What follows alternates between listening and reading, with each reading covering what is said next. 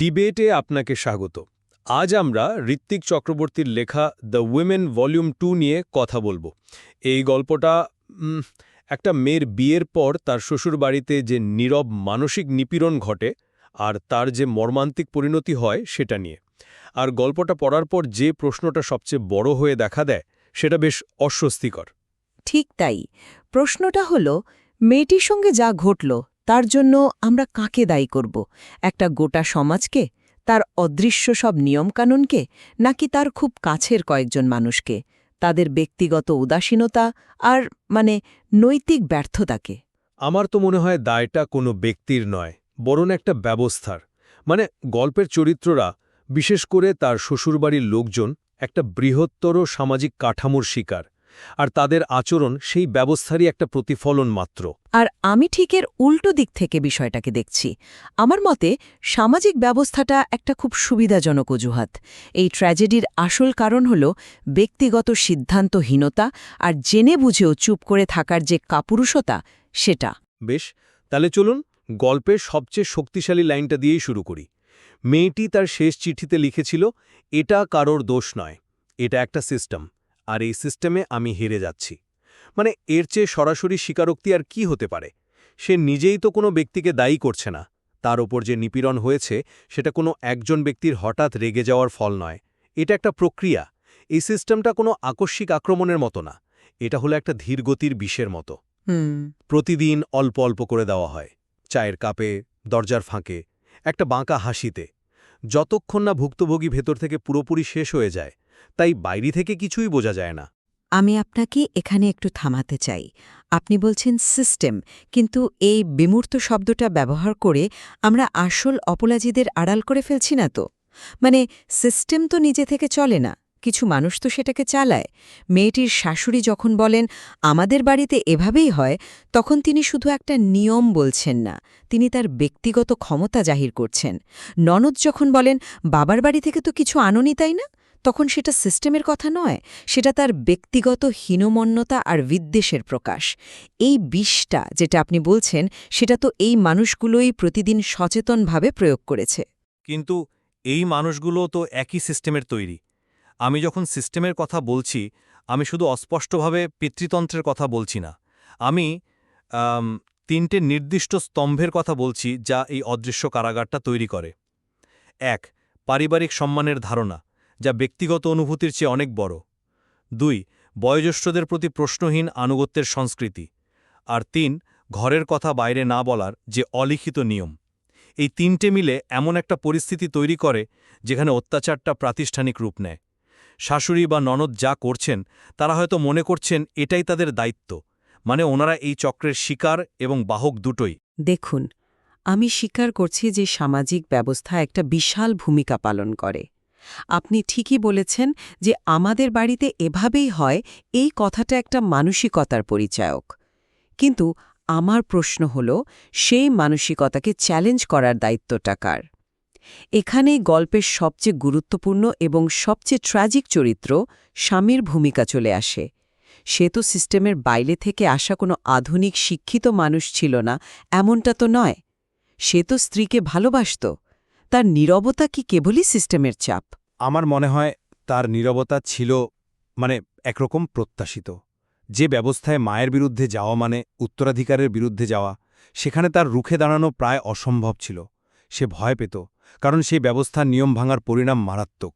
সে কিন্তু চেষ্টা করেছে, ব্যক্তিগতভাবে স্ত্রীকে সান্ত্বনা দিয়েছে, জিজ্ঞেস করেছে সব ঠিক আছে তো। এটা তার ভিতরের দ্বন্দ্বটাকেই প্রমাণ করে। ব্যবস্থাটা তার ব্যক্তিগত অনুভূতির চেয়ে অনেক বেশি শক্তিশালী ছিল। কিন্তু এই ব্যক্তিগত সান্ত্বনা আসলে এক ধরনের মানসিক প্রতারণা। আপনি যাকে ভালোবাসেন তার অপমান সবার সামনে নীরবে দেখবেন, আর তারপর বন্ধ ঘরে এসে বলবেন ওরা একটু বেশি বাড়াবাড়ি করে ফেলেছে। এটা ভালোবাসা নয়, এটা নিজের বিবেককে শান্ত রাখার একটা সস্তা উপায়।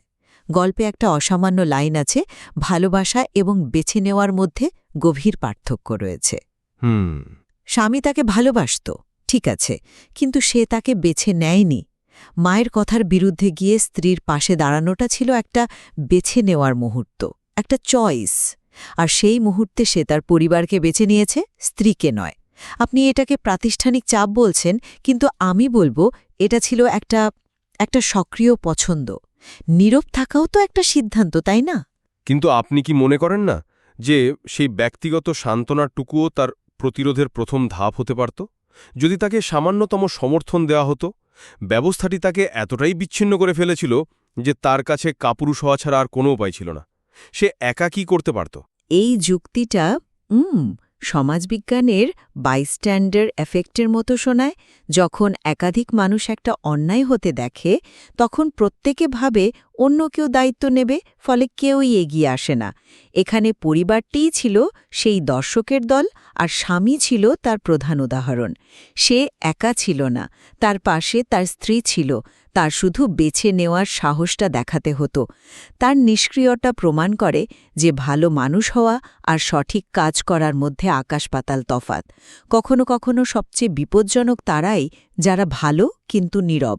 বেশ, আপনি স্বামীর নীরবতার জন্য ব্যক্তিগত সিদ্ধান্তকে দায়ী করছেন, কিন্তু সেই একই চাপ তো শাশুড়ি বা ননদের উপরও ছিল। তারা কেন নিপীড়ক হয়ে উঠল? এখানে তো সিস্টেমের ভূমিকা স্পষ্ট হয়। এই ব্যবস্থা নারীদের একে অপরের বন্ধু হতে শেখায় না, প্রতিযোগী হতে শেখায়। গল্পে বলা হয়েছে, তুলনা হলো সবচেয়ে নীরব অস্ত্র।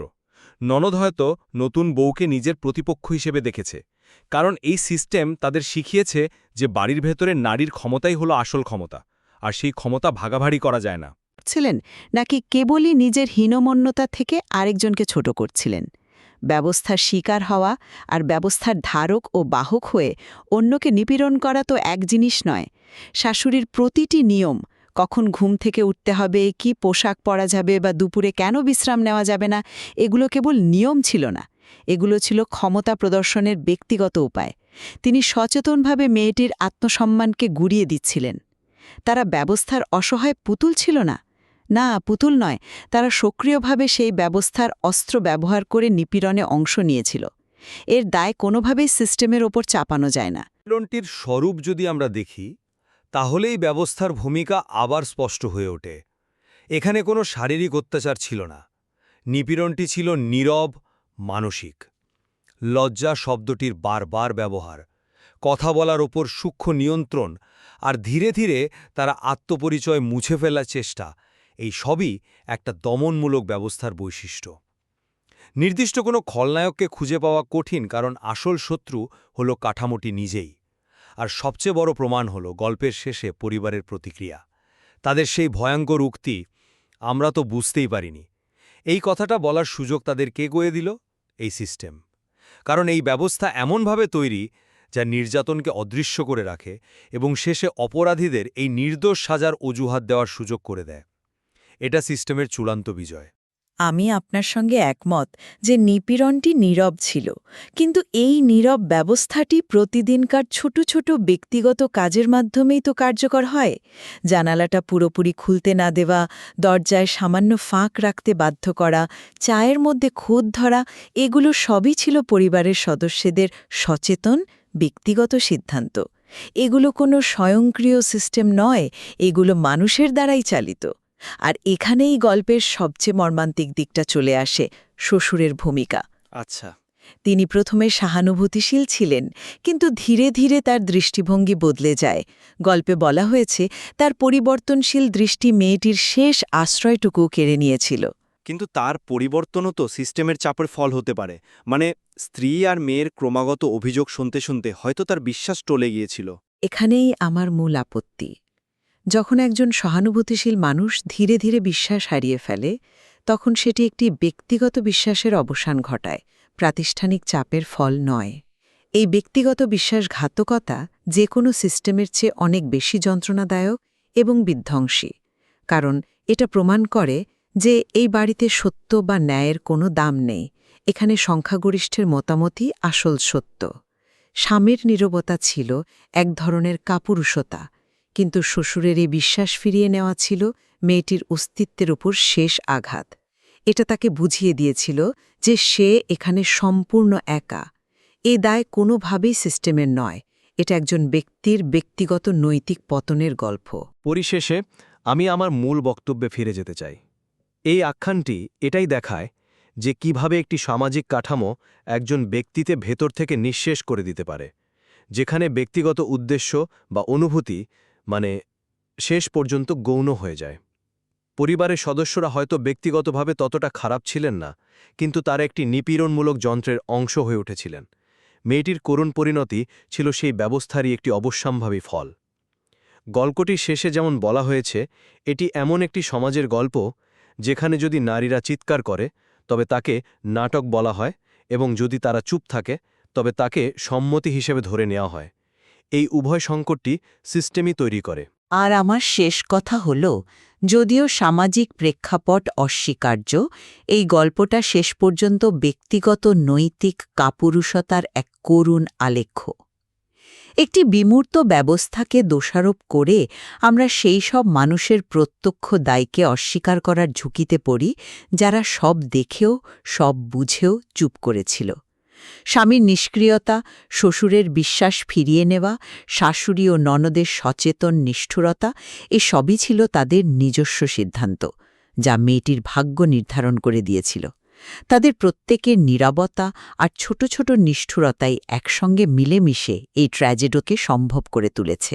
তাহলে কি আমরা বলতে পারি যে ব্যবস্থা মানুষের আচরণকে রূপ দেয়, সেই ব্যবস্থা থেকে ব্যক্তির কাজকে পুরোপুরি আলাদা করা সম্ভব নয়? দুটোই একে অপরের সঙ্গে জড়িত। হয়তো তাই এই গল্প কোনো সহজ উত্তর দেয় না, আর এখানেই এর সার্থকতা। এটা আমাদের ভাবতে বাধ্য করে যে যখন একজন মানুষ আমাদের চোখের সামনে নীরবে হারিয়ে যায়, তখন তার দায় আসলে কার? এই আখ্যানের নীরব যন্ত্রণা এবং পরোক্ষ সহযোগিতার যে জটিল রসায়ন দেখানো হয়েছে, তা নিয়ে আরও অনেক গভীর অনুসন্ধানের অবকাশ রয়েছে।